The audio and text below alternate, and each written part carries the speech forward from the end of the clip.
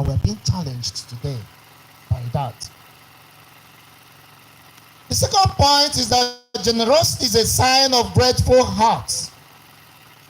And the best way to give is to give to God, the one that has given you. Unfortunately, sometimes we're like little children.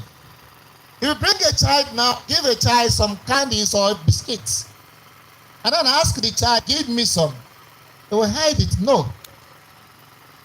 But you are the one that has given. But in giving, it is a sign of our appreciating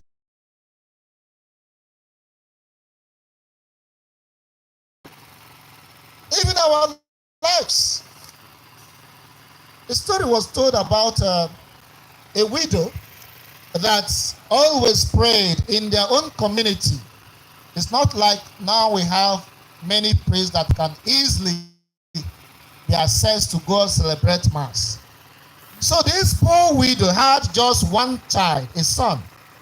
But each time she prayed, Lord, please, raise from among us those who can go to the seminary and become priests so that we'll be having Mass daily.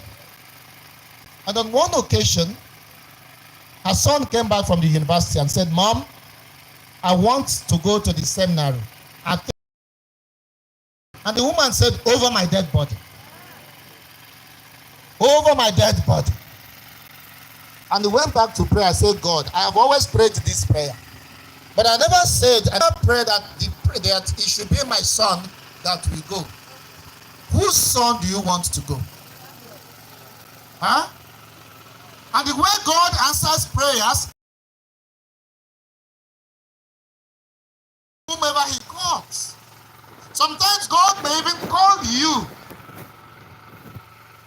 maybe not to be a priest, to some positions, to some responsibilities, to some office. And he said, no, I don't want. If I accept this now, it will limit my freedom. It will limit what I do, where I go to. Maybe all this bribe that I take from the office, if I accept, I won't have the conscience again to receive them. But in giving your time, giving your resources, giving your talent, giving your gifts, giving back what God has given you is a sign of appreciating that. And in giving, you receive even more and more. We remember the prayer of St. Francis of Assisi. For it is in giving that we receive. And that is the paradox of our Christian life. So much that what we keep, what we hoard, we lose. But what we give, we gain even more.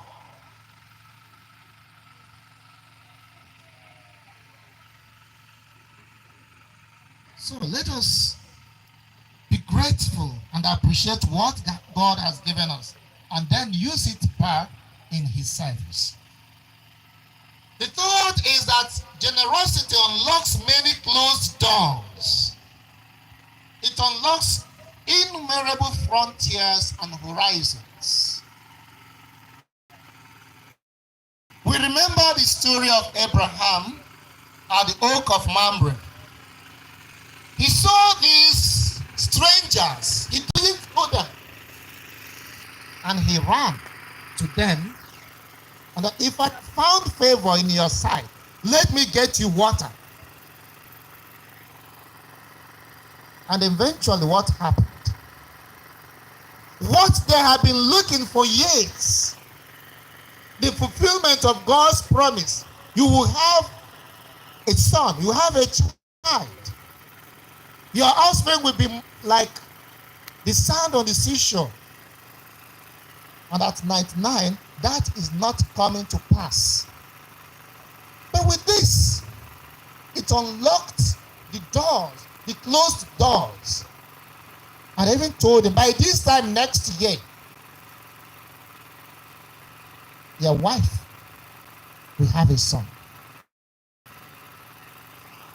Mind you, Abraham wasn't generous because he tended to receive this. No.